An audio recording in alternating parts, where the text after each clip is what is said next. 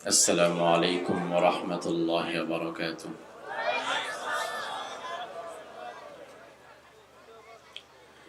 الحمد لله نحمده ونستعينه ونستغفره ونؤمن به ونتوكل عليه ونعوذ بالله من شرور أنفسنا ومن سيئات أعمالنا من يهده الله فلا مضل له ومن يضلل فلن تجد له وليا مرشدا ونشهد أن لا إله إلا الله وحده لا شريك له ونشهد أن سيدنا إمامنا قدوتنا حبيبنا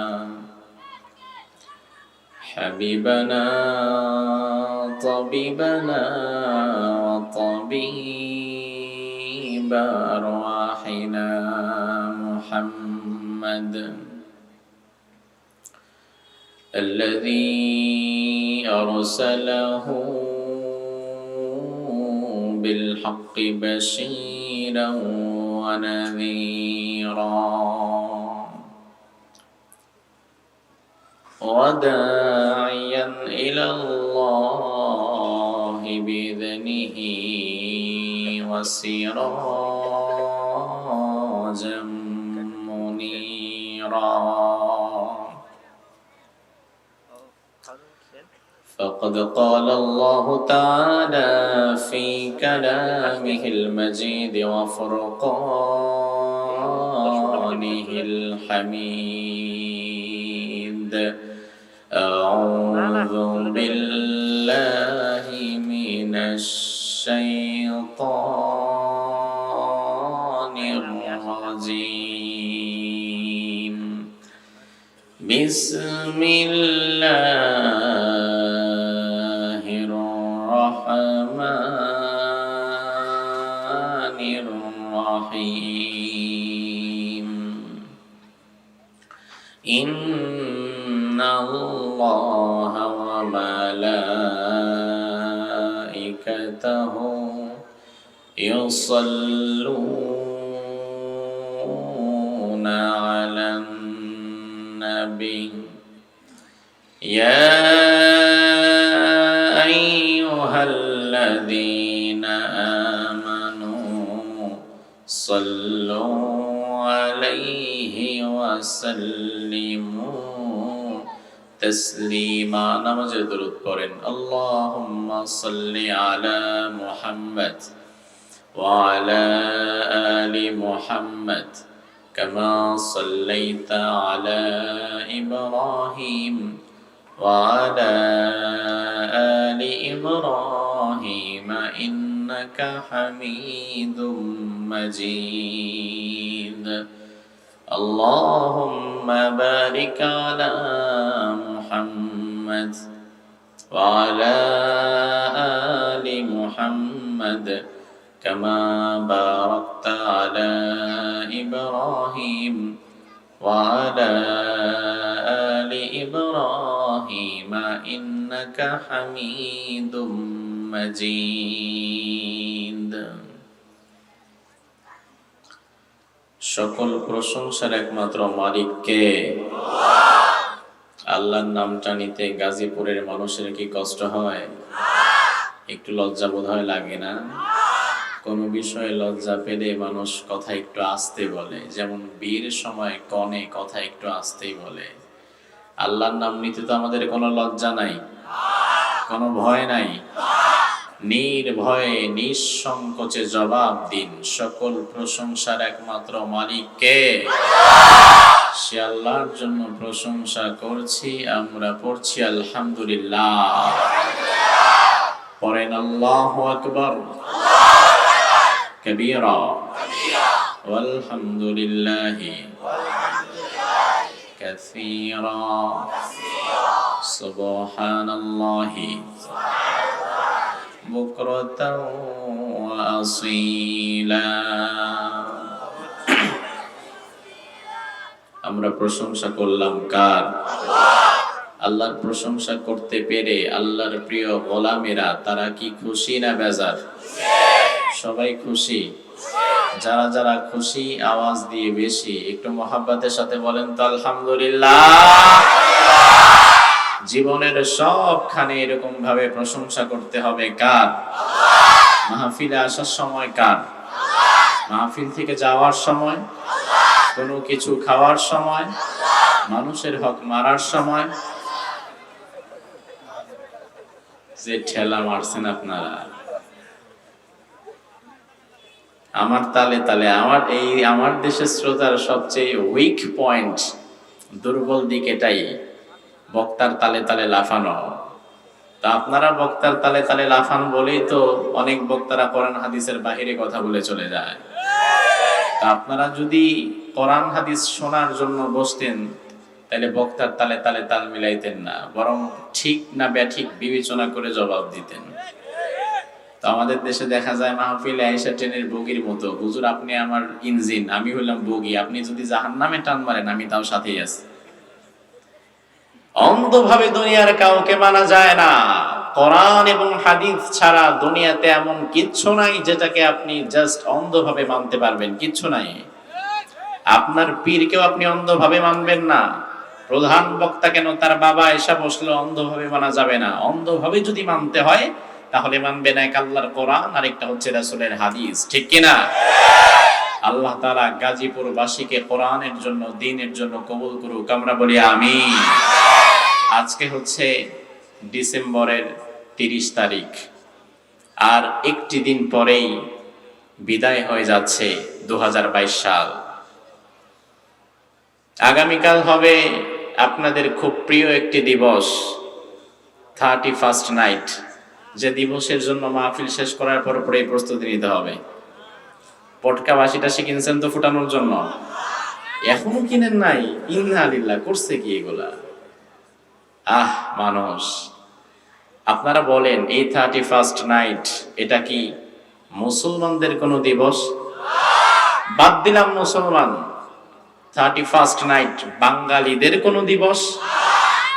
আমার দেশের কিছু সুশীল শ্রেণী মাঝে মাঝে তারা বিবৃতি দেয় যে বাঙালি সংস্কৃতি ধরে রাখতে হবে, বিশেষ করে পহেলা বৈশাখের সময়, যে হুজুরেরা এটার বিরোধিতা করে। আমরা বাঙালি সংস্কৃতি ধরে রাখতে চাই, অথচ 31st নাইটটা বাঙালির কোনো সংস্কৃতি না, বিজাতীয় সংস্কৃতি। এই দিবস যখন পালন করা হয় তখন ওই বুদ্ধিজীবীদেরকে আমরা একটু খুঁজি যে এই দিবস তো তোমার বাঙালি সংস্কৃতি না, তুমি এই দিবস পালন করো কিভাবে? আল্লাহ তাআলা আগামীকাল যে দিবস পালিত হবে, এই দিবসের যত নোংরাম হবে, যত অশ্লীলতা হবে, এই সব কিছু থেকে আমাদেরকে হেফাজত করুক, আমরা বলি আমিন। আমরা আজকে অল্প কিছু সময় একটি সূরা থেকে কথা বলবো, কোরআনে কারীমের, যে সূরা হচ্ছে মুসলমানদের বিজয়ের সূরা, ইসলামের বিজয়ের সূরা। গাজীপুরবাসী এই বছরের জন্য আজকে হয়তো শেষ মাহফিল, আগামী দিন হয়তো আপনাদের এলাকায় মাহফিল কোথাও হতেও পারে, নাও হতে পারে, কিন্তু বছরের শেষ পর্যায়ে এসে ইসলামের বিজয় সম্পর্কে আপনাদেরকে আমি কিছু কথা বলে দিতে চাই। কারণ যতদিন যাচ্ছে মুসলমানদের উপরে জালিমের জুলুম তত বেড়েছে, অত্যাচার তত বেড়েছে, গোটা দুনিয়ায় মুসলমানেরা নির্যাতিত হচ্ছে, নিষ্পেষিত হচ্ছে। মানুষ তো এক সময় ভেবেই বসেছে আমরা বোধহয় মার খাওয়ার জন্য দুনিয়াতে এসেছি, আমরা বোধহয় দুনিয়াতে অবহেলিত হয়ে পড়ে থাকার জন্য এসেছি। আজকে আপনাদের ভুল ভাঙিয়ে দেওয়ার জন্য, কোরআনে কারীম থেকে আপনাদের উজ্জীবিত করার জন্য বিজয়ের সূরাকে আমি বেছে নিয়েছি, যে সূরায় আল্লাহ তাআলা আমাদেরকে যে বিজয় দান করবেন এই বিজয়ের সুসংবাদ দিয়েছেন। সুবহানাল্লাহ, বাসায় যে বললেন ও মুসলমান, আল্লাহ তোমাদেরকে বিজয় দান করবেন। আল্লাহ তাআলা তোমাদেরকে বিজয় দান করবেন। গোটা দুনিয়ায় ইসলাম হবে সুপার পাওয়ার, এমন একটি দিন দেখার ইচ্ছা আপনাদের আছে না নাই? কোরআনে কারীমের 110 নম্বর সূরা, সূরাটির নাম হচ্ছে সূরাতুন নাসর। একটু জবাব দেন তো, সূরাটির নাম কি? নাসর। এই সূরায় আল্লাহ তাআলা 3টি আয়াতে কারিমা দিয়েছেন। এই সূরা থেকে আলোচনা শুরু করার পূর্বে আমরা আল্লাহ সুবহানাহু ওয়া তাআলার বিধিবিধান মোতাবেক আউযু বিল্লাহি এবং বিসমিল্লাহটা পড়ে নিতে চাই। কারণ আল্লাহ রাব্বুল আলামিন বলে, ফাইযা ক্বরাতাল কুরআন ফাস্তাইয বিল্লাহি মিনাশ শাইতানির রাজীম। ও গোলামেরা, যখন তোমরা কোরআন পড়তে যাবা অথবা কোরআন শোনার জন্য কোন কোরআনের বাগানে গিয়ে বসবা, কোরআন পড়ার আগে অথবা শোনার আগে আউযু বিল্লাহটা পড়ে নাও। দুনিয়ার অন্য কোন কাজের শুরুতে আউযু বিল্লাহ পড়ার কোনো দরকার হয় না। আপনি পানি খাবেন বিসমিল্লাহ বলে খেয়ে ফেলেন, ভাত খাবেন বিসমিল্লাহ বলে খেয়ে ফেলেন, ঘর থেকে বাহিরে বের হবেন বিসমিল্লাহ বলে বের হন, জামা পরবেন বিসমিল্লাহ বলে পরেন। সব কাজ শুরু হয় বিসমিল্লাহ দিয়ে। একমাত্র ব্যতিক্রম হচ্ছে আল্লাহর কোরআন, যেটা পড়ার আগে বিসমিল্লাহ না, পড়ার আগে পড়তে হবে আউযু বিল্লাহ। আপনার প্রশ্ন হয়, আল্লাহ সব কাজ শুরু করলা বিসমিল্লাহ দিয়ে, কোরআন শুরু করলা আউযু বিল্লাহ দিয়ে কেন? আমার আল্লাহ বলে, গোলাম তুমি যখন কোরআন পড়তে যাবা অথবা কোরআন শুনতে যাবা, তখন তোমাকে কোরআনের বাগান থেকে তুলে নেওয়ার জন্য সব চাইতে বেশি ধোঁকা যে দিবে তার নাম কি? তবে শয়তান আমাদের বাংলাদেশে নাই, থাকলে থাকুক গাজীপুরে নাই, থাকলে থাকুক গাছায় নাই, মাহফিলে নাই। কই হাত তুলেন দেখি, হাতও তুলে পাবলিক। আমি তো শয়তান দেখতে চাইলাম। আমার ভাইরা, তার মানে শয়তানের বিচরণ সবখানে আছে না নাই?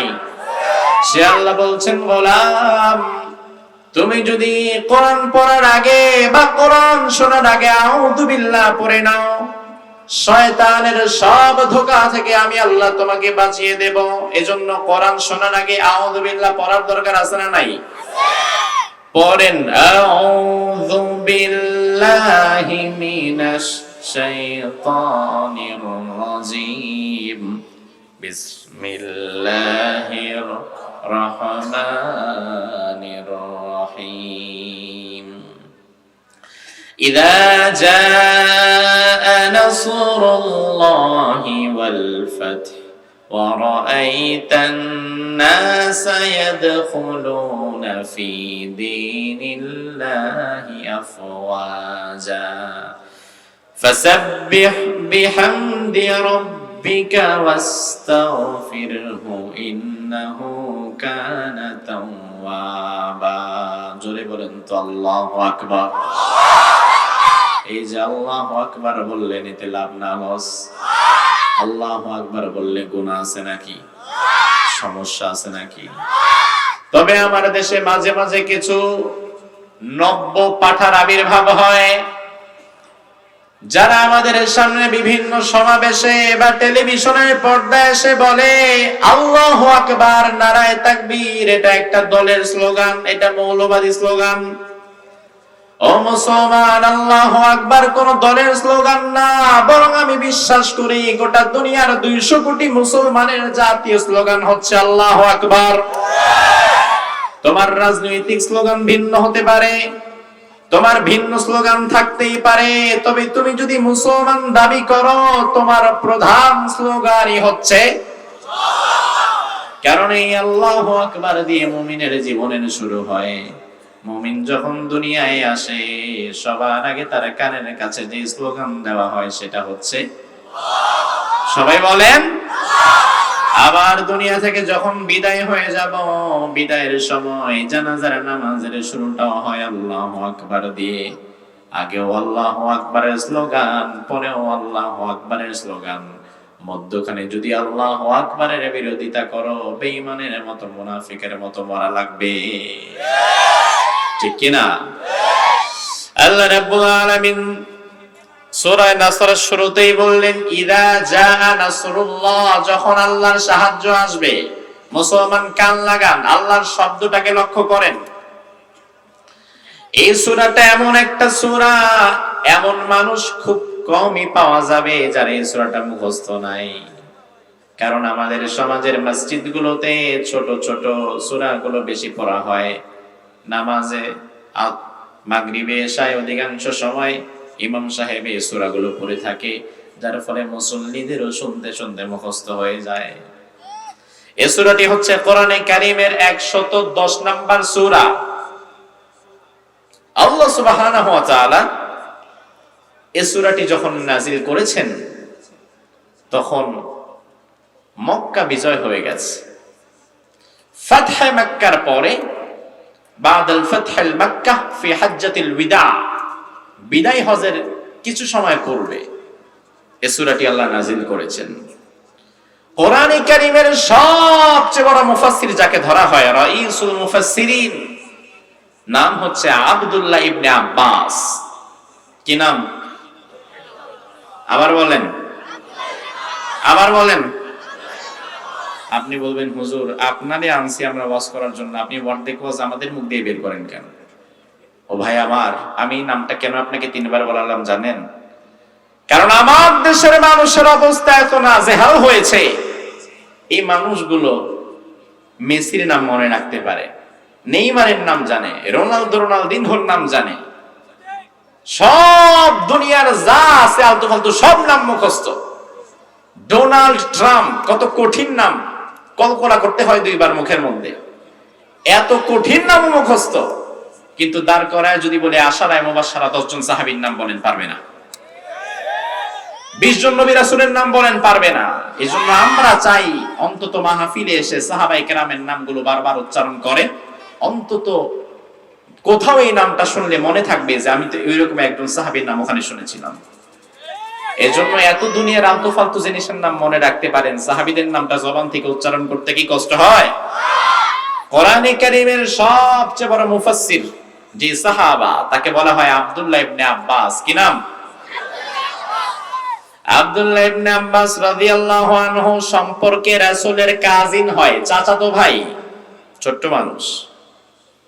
আল্লাহর হাবিব সাল্লাল্লাহু আলাইহি ওয়াসাল্লাম ইন্তেকালের পূর্বে আব্দুল্লাহ ইবনে আব্বাসকে একদিন কোলের মধ্যে বসিয়ে কপালে একটা চুমু দিলেন, দিয়ে আল্লাহর দরবারে দোয়া করে বলে, আল্লাহ, আমার ছোট্ট চাচাতো ভাই আব্দুল্লাহ ইবনে আব্বাস ছোট্ট মানুষ, কিন্তু আমি লক্ষ্য করে দেখেছি কোরআন বোঝার প্রতি তার আকর্ষণ রয়েছে। বিশ্বনবী দোয়া করলেন, আল্লাহুম্মা ফাক্কিহু ফিদ্দীন ওয়া আল্লিমহু তা'ওয়িল। ও আল্লাহ, তুমি আমার ছোট চাচাতো ভাই আব্দুল্লাহ ইবনে আব্বাসকে কোরআনে কারীমের তাফসীরের জ্ঞান দিয়ে দিও। দোয়া করেছেন রাসূল, কবুল করবেন কে? আল্লাহর হাবিব ইন্তেকালের পর আব্দুল্লাহ ইবনে আব্বাস তখনও ছোট, টিনেজার মানুষ। খেলাফতের মাসনাদে এলেন আবু বকর সিদ্দিক রাদিয়াল্লাহু আনহু। আবু বকরের পরে খেলাফতের মাসনাদে এলেন ওমরে ফারুক রাদিয়াল্লাহু আনহু। আর ওমরে ফারুক রাদিয়াল্লাহু আনহু এমন একজন সাহাবী, সব সাহাবীর এক একটা বিশেষ দিক ছিল, এক একজন এক এক দিকে পারদর্শী। যেমন তাফসীরের ক্ষেত্রে আব্দুল্লাহ ইবনে আব্বাস, হাদিসের ক্ষেত্রে আবু হুরায়রা। একই ভাবে দেশ পরিচালনা, রাষ্ট্র পরিচালনা, পলিটিক্যাল নলেজ, এই দিক দিয়ে বিচক্ষণ ছিলেন সাইয়েদনা ওমর। যার ফলে ওমর রাদিয়াল্লাহু আনহু যখন প্রেসিডেন্সির দায়িত্ব পালন করেন, তখন গোটা অর্ধেকটা দুনিয়া 1036টা শহর ওমরে ফারুকের হাতের মুঠোয় চলে এসেছিল। আজকের ইতালি, তৎকালীন রোম, ওমরে ফারুক ছিলেন এটার প্রেসিডেন্ট। ওমরে ফারুক রাদিয়াল্লাহু আনহু যখন রাষ্ট্রীয় কোনো মিটিং এ বসতেন, আশিয়াখু বদরের বড় বড় সাহাবীদেরকে সেখানে ডাকতেন। বদরি বড় বড় সাহাবায়ে কেরামদেরকে নিয়ে তিনি মিটিং করতেন। কিন্তু এই বদরের বড় বড় সাহাবীদের সাথে ওমর ফারুক এই ছোট্ট বাচ্চা সাহাবী আব্দুল্লাহ ইবনে আব্বাসকেও বসিয়ে রাখতেন। বড় বড় বয়স্ক সাহাবীরা মনে করতেন আমরা এত মুরব্বী, আমাদের সাথে রাজনৈতিক মিটিং এ, এত বড় সিদ্ধান্তের মিটিং এ বাচ্চা সাহাবী কি করে? ওমর ফারুক রাদিয়াল্লাহু আনহু চিন্তা করলেন সবার প্রশ্নের জবাব দেয়া দরকার। এজন্য বললেন, এই যে আব্দুল্লাহ ইবনে আব্বাসের মতো ছোট মানুষকে বসিয়ে রাখি, আপনাদের তো অনেক কথা, কেন তারে বসায় রাখি? আগামীকাল সবাই দুপুর বেলায় আসবেন, আগামীকাল দুপুর বেলায় জবাবটা দিয়ে দেব। আমার ভাইরা লক্ষ্য করেন, ওমর ফারুকের দাওয়াত শুনে আগামীকাল সকাল বেলায় দুপুর বেলায় সব বড় বড় সাহাবীরা হাজির হয়েছেন। ওখানে আব্দুল্লাহ ইবনে আব্বাসও আছেন।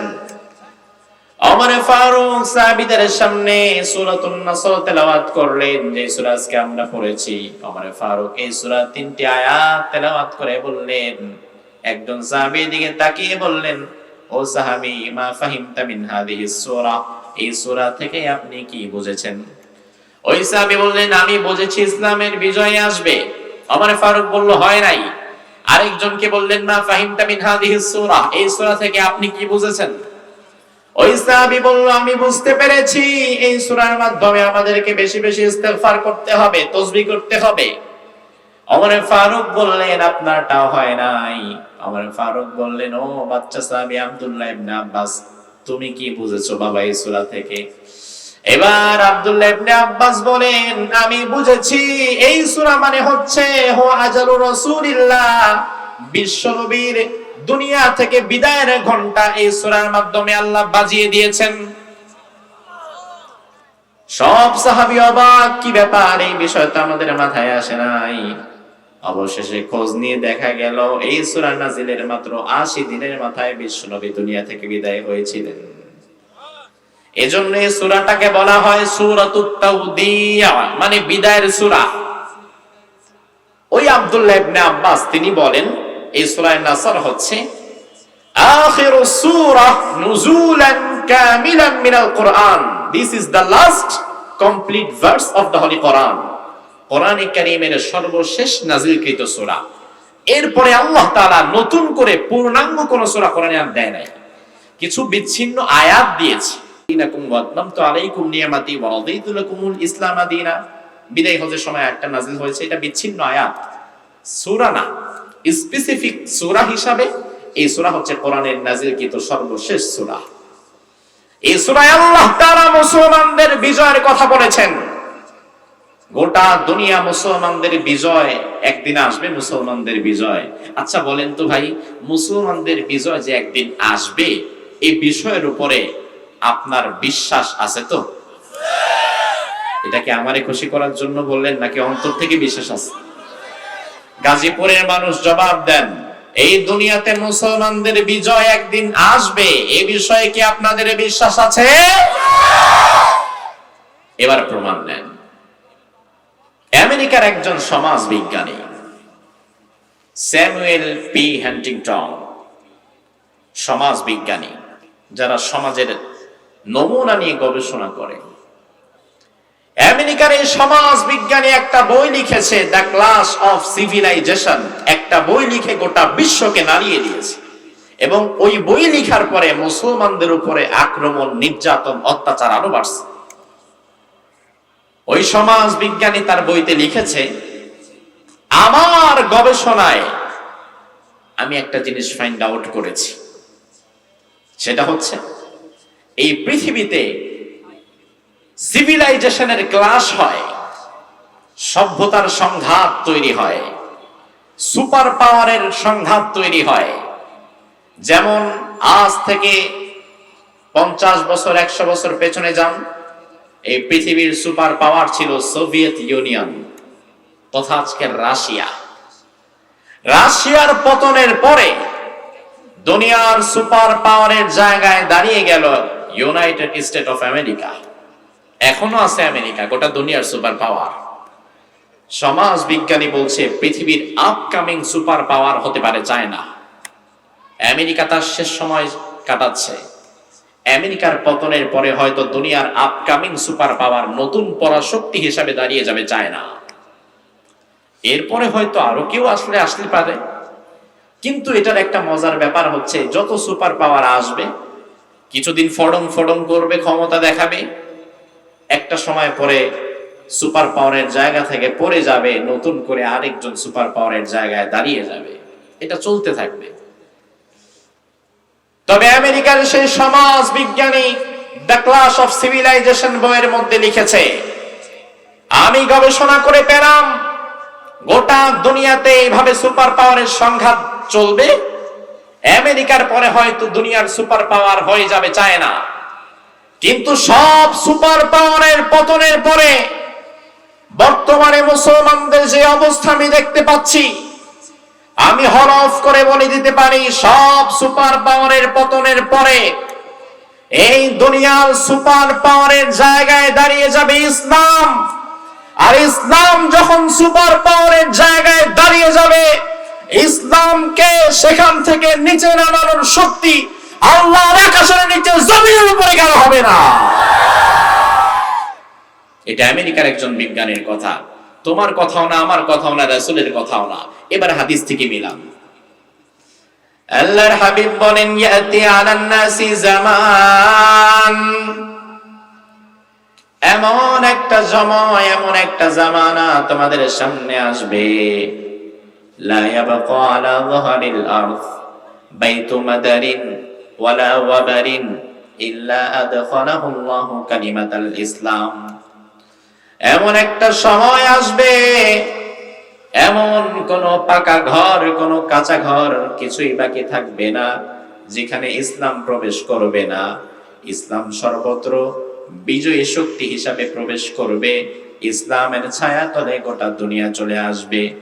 ও মুসলমান, জবাব দেন, ইসলামের বিজয় যে হবে এটার মধ্যে কোনো সন্দেহ আছে নাকি? এজন্য সূরা নাসরের শুরুতে আল্লাহ বললেন, ইদা জা নাসরুল্লাহি ওয়াল ফাতহ, ইদা যখন যা আসবে, নাসরুল্লাহ আল্লাহর সাহায্য, ওয়াল ফাতহ এবং বিজয়। তবে আল্লাহ বিজয়ের আগে শর্ত দিলেন, মুমিন বিজয় পাবা তখন আমি আল্লাহর সাহায্য আসবে যখন। আল্লাহর সাহায্য ছাড়া দুনিয়ার কোনো জাতি কখনো বিজয় অর্জন করতে পারে? এই যে ডিসেম্বর মাস চলে যাচ্ছে, এই ডিসেম্বর মাসের একটা দিন 16 ডিসেম্বর আমাদের বাংলাদেশীদের জন্য, আমাদের জাতীয় জীবনের গুরুত্বপূর্ণ একটা দিন। আজ থেকে 51 বছর আগে এই দিনে আল্লাহ সুবহানাহু ওয়া তাআলা 1971-এ এই ভূখণ্ডটাকে স্বাধীন করে আমাদের কাছে দিয়েছিলেন। ও মুসলমান, ঈমানের ভিত্তিতে জবাব দিবেন, 1971 সালে আল্লাহ তাআলা যদি আমাদের উপরে রহম না করতেন, যদি সাহায্য না করতেন, তাহলে দুনিয়ার অন্য কেউ আমাদেরকে স্বাধীনতা এনে দিতে পারত নাকি? দুনিয়ার কত জাতি তো স্বাধীনতার জন্য চেষ্টা করে, স্বাধীন হতে পারে না। পাশে তাকান, কাশ্মীর দিনের পর দিন স্বাধীনতার জন্য সংগ্রাম করে যাচ্ছেন, স্বাধীনতা পায় না। আর আমরা যে মাত্র 9 মাসের মধ্যে স্বাধীনতা পেয়ে গিয়েছি, তাহলে বুঝতে হবে আমরা মূলত নিজেদের শক্তিতে অর্জন করতে পারি নাই। আমাদেরকে যিনি সাহায্য করেছিলেন তিনার নাম কি? তিনার নাম কি? ওই আল্লাহর সাহায্যের ফলে মাত্র 9 মাসের যুদ্ধে এই দেশ আমরা স্বাধীন করতে পেরেছি। আমরা আজকের এই মাহফিল থেকে আরেকবার দোয়া করি, 1971 সালে এদেশের ভূখণ্ডের জন্য যারা শহীদ হয়েছেন, যারা জীবন দিয়েছেন, আল্লাহ তাআলা যেন তাদেরকে ঈমানের ভিত্তিতে মাফ করে দেয়। আর সেই যুদ্ধ থেকে ফিরে এখন ইন দিস টাইম যারা গাজী হয়ে বেঁচে আছেন, মুক্তিযোদ্ধা, আসল মুক্তিযোদ্ধা যারা, তারা আমাদের মাথার তাজ, ঠিক কিনা? আপনি বলবেন, হুজুর মুক্তিযোদ্ধার আগে আবার আসল শব্দ লাগানো দরকার কি? আমি বলবো অবশ্যই লাগানো দরকার আছে। মধু খাঁটি, মধুর মতো পিওর অন্য কিছু হতে পারে না, কিন্তু এখন প্রত্যেকটা মধুর গায়ে লেখা লাগে এখানে খাঁটি মধু পাওয়া যায়, ঠিক কিনা? অর্থাৎ কোন বস্তুর আগে খাঁটি শব্দ কখন লাগানো হয়? যখন ওই বস্তুর ডুপ্লিকেট কপি তৈরি হয় বাজারে। তো মুক্তিযোদ্ধা যারা আসল, তারা আমাদের মাথার তাজ। কিন্তু আসল মুক্তিযোদ্ধার জন্যই বলা দরকার, কারণ বর্তমান সময়ে আসল মুক্তিযোদ্ধাদের আড়ালে অনেক জায়গায় ভুয়া সার্টিফিকেট দ্বারা মুক্তিযোদ্ধা তৈরি হয়ে গেছে। আমরা দেখলাম পত্রিকায় নিউজ এসেছে, জাতীয় টেলিভিশন গুলো নিউজ করেছে 2000 মুক্তিযোদ্ধা এমন আছে যুদ্ধের সময় যাদের বয়স ছিল 1 বছর 2 বছর। এই জন্যই আসল মুক্তিযোদ্ধা যারা যারা সত্যিকারের জন্য এই দেশকে স্বাধীন করার জন্য কষ্ট করেছে, চেষ্টা করেছে, এখনো বেঁচে আছে, এই মানুষগুলোকে যেন আল্লাহ তাআলা গাজী হিসাবে মর্যাদা দান করে। আমিন বলতে কষ্ট হয়, বলে না আমিন।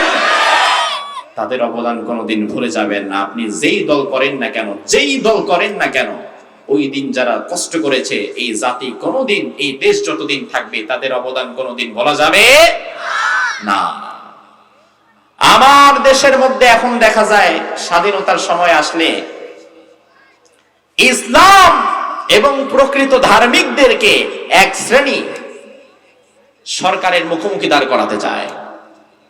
তারা কেমন যেন একটা এন্টি পার্টির মতো দাঁড় করিয়ে দিতে চায়, যার ফলে আপনি দেখবেন স্বাধীনতার পর থেকে 2022 সাল পর্যন্ত মুক্তিযুদ্ধ কেন্দ্রিক যতগুলো নাটক তৈরি হয়েছে, যতগুলো সিনেমা তৈরি হয়েছে, প্রত্যেকটা নাটকে, প্রত্যেকটা সিনেমায় ভিলেনের চরিত্রটা, রাজাকারের চরিত্রটা দেয়া হয় একজন দাড়িওয়ালা, টুপিওয়ালা আর পাঞ্জাবিওয়ালাকে।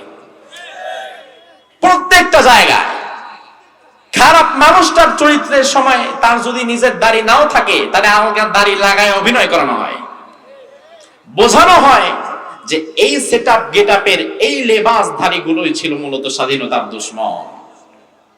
অথচ রাজাকারের তালিকা তো এখন আছে, গুগলে সার্চ করলেও তো পাওয়া যায়, যেটা গভর্নমেন্ট কর্তৃক প্রকাশিত হয়েছে। সেখানে খোঁজ নিলে আপনি কয়জন রাজাকারের টুপিদারি দেখাতে পারবেন, কয়জন রাজাকারের জামা পাঞ্জামা দেখাতে পারবেন। বরং এর চেয়ে 1000 গুণে বেশি আমি আপনাকে দেখাতে পারবো এমন রাজাকার যাদের দাড়ি ছিল না, যাদের টুপি ছিল না, যাদের শরীরে সুন্নতি পোশাক ছিল না। কিন্তু আমাদেরকে এখন মিডিয়া এমন ভাবে ফলাও করা হচ্ছে, এমন ভাবে নিউজ প্রেজেন্ট করা হচ্ছে, বোঝানো হচ্ছে এই হুজুররাই খারাপ, ঠিক কিনা? এই দাড়িওয়ালা টুপিওয়ালা এরাই মূলত স্বাধীনতার দুশমন। আমরা বলি, গাজীপুরের এই জমিন থেকে আমরা বুকে হাত দিয়ে বলে দিতে চাই, বিশ্বাস করুন, ইসলাম এবং প্রকৃত ধার্মিক কখনো দেশ বিরোধী বা স্বাধীনতা বিরোধী হতে পারে না। বরং মায়ের কোলে শিশু যেমন নিরাপদ, ডিমের ভেতর কুসুম যেমন নিরাপদ, আমার 56,000 বর্গ মাইল আমার লাল সবুজের পতাকা এই ইসলাম এবং মুসলমানদের কাছে তেমন নিরাপদ। অন্য কারো সাথে নিজের স্বাধীনতা নিয়ে আপোষ করবে না। তারা ইসলামকে এক শ্রেণীর বুদ্ধিজীবী, ইসলামকে এবং প্রকৃত ধার্মিকদেরকে, মুসলমানদেরকে এমন ভাবে প্রেজেন্ট করে যেন আমরা মূলত পুরাটাই স্বাধীনতার দুশমন। বরং ইসলাম কিন্তু স্বাধীনতার বিরুদ্ধের কিছু না। আপনি দেখবেন স্বাধীনতার ঘোষক বঙ্গবন্ধু শেখ মুজিবুর রহমান, তিনি যখন ডাক দিয়েছিলেন, তিনি বলেছিলেন, রক্ত যখন দিয়েছি আরো দেব, তবু এই দেশকে স্বাধীন করে ছাড়বো, বাকিটা আপনারা বলেন। তার জবানে ইনশাআল্লাহ আছে না নাই? তিনি কি ইসলাম বিরোধী ছিলেন? কথা বলেন। ইসলাম বিরোধী কোন মানুষের মুখে কি ইনশাআল্লাহ থাকবে, আলহামদুলিল্লাহ থাকবে? ওই সময়ে যারা মুক্তিযুদ্ধে অংশগ্রহণ করেছিলেন, খোঁজ নিবেন, দেখবেন তারা 5 ওয়াক্ত নামাজ পড়তেন, তারা আল্লাহর কাছে সাহায্য চাইতেন, তারা নারায়ে তাকবীর আল্লাহু আকবারের স্লোগান দিতেন। ও মুসলমান, ভালো করে শুনে রাখেন, স্বাধীনতার ইতিহাস থেকে আমরা জানতে পাই মুক্তিযোদ্ধাদের স্লোগান ছিল আল্লাহু আকবার। বঙ্গবন্ধুর ভাষণ থেকে আমরা জানতে পাই বঙ্গবন্ধুর শেষ কথাটুকুই ছিল ইনশাআল্লাহ। সুতরাং ইসলাম এবং মুসলমান কখনো স্বাধীনতা বিরোধী না। তোমরা যারা ইসলাম এবং মুসলমানকে রাষ্ট্র থেকে পৃথক করতে চাও, আল্লাহু আকবারের তাকবীরের স্লোগানকে মৌলবাদীর স্লোগান বলে এই জাতি থেকে পৃথক করতে চাও, অচিরেই এমন সময় আসছে এই জাতির মানুষ তোমাদেরকে পৃথক করে দেবে। ইসলামকে পৃথক করা যাবে? সে আল্লাহ বলছেন, গোলাম ইযা জাআ নাসরুল্লাহ, যখন আল্লাহর সাহায্য আসবে, ওয়াল ফাত, এরপরে আসবে বিজয়, তার মানে আল্লাহ বুঝিয়ে দিলেন দুনিয়ার কোন জাতি আল্লাহর সাহায্য ছাড়া কখনো বিজয় অর্জন করতে পারে না। এই যে বদরের ময়দানে, ইসলামের প্রথম জিহাদ যেখানে হয় বদরের ময়দান, ওই বদরের ময়দানেও মুসলমানদের সংখ্যা ছিল কম, তাদের অস্ত্র শস্ত্র ছিল কম, কিন্তু এই বদরের ময়দানে মুসলমানদের যিনি বিজয় দান করেছেন তিনার নাম কি? আরো আসতে, ওই বদরের ময়দানে আল্লাহ বিজয় দান করেছেন। আল্লাহর হাবিব সাল্লাল্লাহু আলাইহি ওয়াসাল্লাম মাত্র 313 জনের ছোট্ট একটা কাফেলা নিয়ে বদরের ময়দানে চলে গিয়েছেন। ও মুসলমান, শিক্ষা নেন। এখন আপনি দোয়া করেন, আমি দোয়া করি, মসজিদের ইমাম দোয়া করে, মাদ্রাসার হুজুর দোয়া করে, সবাই শুধু দোয়া করে বলে আল্লাহ জালিম বাঁচাও, জালিমের জুলুম থেকে বাঁচাও। গোটা দুনিয়ার মুসলমানদের তো এখন দোয়া একটাই, কিন্তু আল্লাহর সাহায্য আসে না কেন? আল্লাহর হাবিব বদরের ময়দানে চলে গেছেন 313 জনের ছোট্ট একটা ইউনিট নিয়ে, অন্যদিকে কাফেরের শক্তি হচ্ছে 1000 কাফের সশস্ত্র, অন্যদিকে 313 জন অনেকটাই নিরস্ত্র, 2টা উট, একটা ঘোড়া, তার বেশি কিছুই নাই। অনেক সাহাবীর তো নতুন তলোয়ার কেনার মতো পয়সাও নাই। এই জীর্ণ শীর্ণ সাহাবীদের নিয়ে আল্লাহর হাবিব ময়দানে আসলেন। এবার জিহাদের কিছু সময় পূর্বে নবিয়ুর রাহমা সিজদায় পড়ে গেলেন। সিজদায় গিয়ে দোয়া করে বলে, আল্লাহ ও মেহেরবান, আজকে অল্প কিছু সংখ্যক সাহাবী নিয়ে আমি বদরের ময়দানে এসেছি, আমি জানি না আমরা কি বিজয়ী হতে পারবো কিনা, তবে আল্লাহ তোমার কাছে ফরিয়াদ জানাই, আজকের এই বদরের ময়দানে তুমি যদি এই 313 জনকে দুনিয়া থেকে বিদায় করে দাও, ইসলামকে সামনে এগিয়ে নিয়ে যাওয়ার মতো ক্ষমতা দুনিয়াতে আর কারো থাকবে না, দুনিয়াতে অন্য কোনো মানুষ আর ইসলামকে এগিয়ে নিয়ে যাবে না। আর তুমি যদি দয়া করে মায়া করে ইসলামকে টিকিয়ে রাখো, তাহলে এই 313 জনের বিজয় আজকে দান করে দাও। আমার ভাইরা জবাব দেন, বদরের ময়দানে মুসলমানের সংখ্যা 313 আর কাফেরের 1000, সংখ্যা বেশি কার? অস্ত্র বেশি কার? শক্তি বেশি কার? এটা হয় নাই। অস্ত্র বেশি কাফেরের, সংখ্যাও বেশি কাফেরের, তবে শক্তি কাফেরের বেশি না। কারণ কাফেরের শক্তিটা দেখলে বড় মনে হয়, কিন্তু এটা আসলে মূল শক্তি না। মূল শক্তি ওই গরিব মুসলমানদের, কারণ তাদের সাথে আছেন কে? ও মুসলমান, আল্লাহ যার সাথে আছে তার কি আর কোনো ভয় আছে নাকি? আল্লাহ যার মালিক হয় তার কি আর কোনো ভয় থাকতে পারে নাকি? দুনিয়ায় অনেক মানুষ তার মালিকের ক্ষমতার বলে বড়াই করে, অনেক মানুষ তার মালিকের ক্ষমতাকে কাজে লাগিয়ে দুনিয়ায় নিজেও ক্ষমতা দেখায়, অথচ নিজের দুনিয়ায় কিছুই নাই। ওই বেটার যদি তার মালিকের ক্ষমতায় এত বড় হতে পারে, তোমার মালিক তো আল্লাহ, তোমার ক্ষমতা তো তার চেয়েও বেশি, ঠিক কিনা? আজ থেকে 4-5 বছরের একটা নিউজ মনে পড়ে গেল, দেখেছিলাম কোন এক থানায় গিয়ে একজন ড্রাইভার থানার ওসিরে শাসাইছে, তুই যদি এটা না করস তোরে বান্দরবন ট্রান্সফার করে দেব, পত্রিকায় এসেছিল। পরবর্তীতে খোঁজ নিয়ে জানা গেল ওই ড্রাইভার সাধারণ ড্রাইভার না, সে একজন মন্ত্রী সাহেবের ড্রাইভার। ভালো করে বুঝবেন, আপাত দৃষ্টিতে, সামাজিক দৃষ্টিকোণ থেকে থানার ওসির মর্যাদা বেশি না একজন ড্রাইভারের? কথা হয় না। কার ক্ষমতা বেশি, কি ড্রাইভারের না ওসির? কিন্তু ড্রাইভার ওসিরের শাসানোর সাহস পায় কি নিজের শক্তিতে? না, বরং তার মালিকের শক্তিতে। ড্রাইভার ভালো করে জানে আমি তো ড্রাইভার, আমার আর কিসের ক্ষমতা, কিন্তু আমি যার গাড়ি চালাই, আমার যে মালিক, আমার মালিকের ক্ষমতা অনেক। আমার মালিক যেহেতু আমার সাথে আছে, আমার কোনো ভয় নাই। ও মুসলমান, তুমি ভয় পাও কেন? ওই বেটা যদি দুনিয়ার এমপি মন্ত্রীর ক্ষমতায় এত লাফাতে পারে, তোমার মালিক তো আল্লাহ, তোমার মালিকের এত ক্ষমতা। তোমার মালিক ছিলেন, তোমার মালিক আছেন, তোমার মালিকও থাকবেন। দুনিয়াতে যখন কেউ ছিল না তখন তোমার মালিক ছিলেন, কেউ যখন থাকবে না তখনও তোমার মালিক থাকবেন। ওই বেটা যদি তার মালিকের ক্ষমতায় এত লাফাইতে পারে, এত শক্তিমান হতে পারে, তুমিও তোমার মালিকের ক্ষমতায় শক্তি আরো বেশি অর্জনের দরকার আছে না নাই? তোমার ভয় কিসের? তোমার তো মালিক আছে। আল্লাহকে যদি তুমি মন থেকে মালিকের মতো মালিক মানতে পারো, দুনিয়ার কোন বিপদ তোমার সামনে টিকতে পারবে না। ঠিক কি না?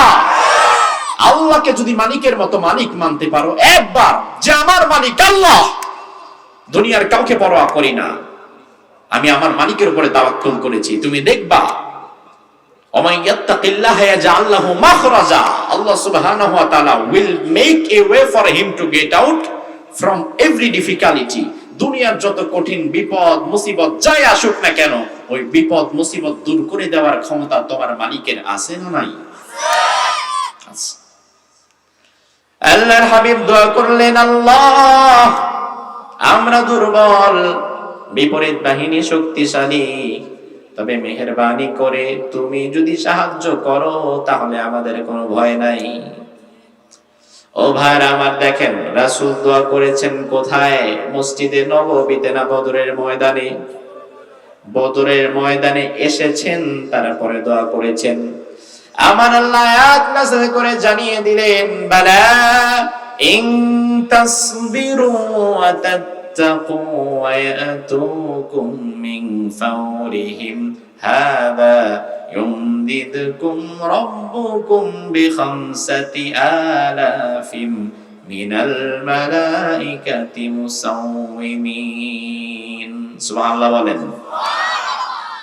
আমার আল্লাহ বলে, ও নবী, বালা ইন তাসবিরু ওয়া তাত্তাকু, যদি আপনি ধৈর্য ধারণ করতে পারেন, আমি আল্লাহকে ভয় করতে পারেন, তাহলে আমি আল্লাহ তাআলা 1000 2000 না, আমি আল্লাহ তাআলা 5000 আসমান থেকে সশস্ত্র 5000 ফেরেশতা আপনার সাহায্যের জন্য আজকে বদরের ময়দানে নামাবো। সুবহানাল্লাহ কইলেন না?